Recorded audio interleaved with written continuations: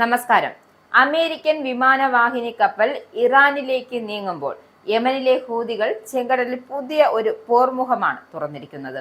ഈ വിമാനവാഹിനി കപ്പൽ മാത്രമല്ല, അതിനൊപ്പം സഞ്ചരിക്കുന്ന കപ്പൽ വ്യൂഹത്തെയും ഹൂതികൾ ആക്രമിക്കുമെന്ന മുന്നറിയിപ്പാണ് അമേരിക്കൻ രഹസ്യാന്വേഷണ ഏജൻസികൾ തന്നെ പ്രതിരോധ ആസ്ഥാനമായ പെന്റഗന് നൽകിയിരിക്കുന്നത്. ഇതിനുള്ള തയ്യാറെടുപ്പുകൾ പൂർത്തിയാക്കിയ ഹൂതികൾ അവസരം കാത്തിരിക്കുകയാണ്. ഇനി ഇറാന്റെ തയ്യാറെടുപ്പുകൾ എന്താണ് എന്നുകൂടി നമുക്ക് നോക്കിയാലോ. ഇറാന്റെ കപ്പൽ വേധ ആയുധ ശേഖരത്തിലെ ഏറ്റവും കരുത്തനായ സാന്നിധ്യമാണ് ഖാലിജ് ഫാർസ് അഥവാ പേർഷ്യൻ ഗൾഫ് മിസൈൽ. 300 കിലോമീറ്റർ ദൂരപരിധിയുള്ള ഈ ബാലിസ്റ്റിക് മിസൈൽ ഒരു ശരാശരി ആയുധമല്ല.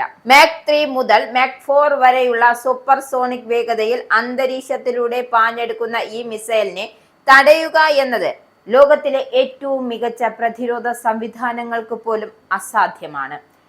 ഖര ഇന്ധനം ഉപയോഗിക്കുന്ന ഈ മിസൈൽ 650 കിലോഗ്രാം ഭാരമുള്ള മാരകമായ വാർഹെഡാണ് വഹിക്കുന്നത്. അതായത് ഇതിന്റെ ഒരു പ്രഹരമേറ്റാൽ ഏറ്റവും വലിയ യുദ്ധക്കപ്പലുകൾ പോലും കടലിന്റെ അടിത്തട്ടിലേക്ക് ആഴ്ന്നു പോകാൻ അധിക സമയം വേണ്ടിവരില്ല എന്നു സാരം. അമേരിക്കൻ അഹന്തയ്ക്ക് ആകാശത്ത് നിന്നും ഇറാൻ നൽകുന്ന ഒരു കനത്ത മറുപടി കൂടിയാണ് ഇത്.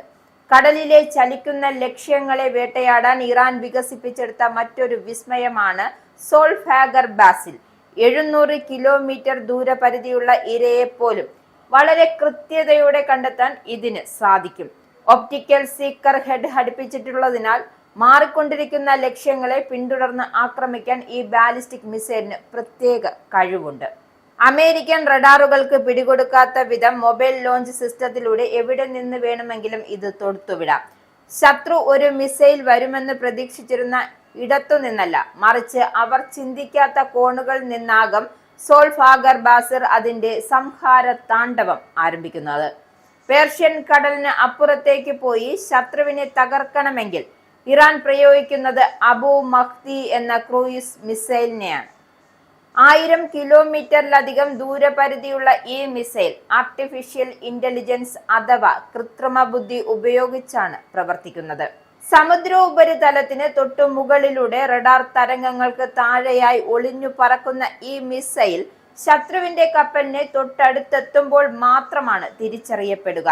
വിമാനവാഹിനി കപ്പലുകളെ പോലും വിറപ്പിക്കുന്ന ഈ കരുത്ത് ഇറാൻ ഹോർമുസ് കടലിന് പുറത്തും വ്യക്തമായ മേധാവിത്വം നൽകുന്നു. ഇറാന്റെ തീരദേശ പ്രതിരോധത്തിന്റെ നട്ടെല്ലെന്ന് പറയുന്നത് നൂർ, ഖാദർ എന്നീ മിസൈലുകളാണ്.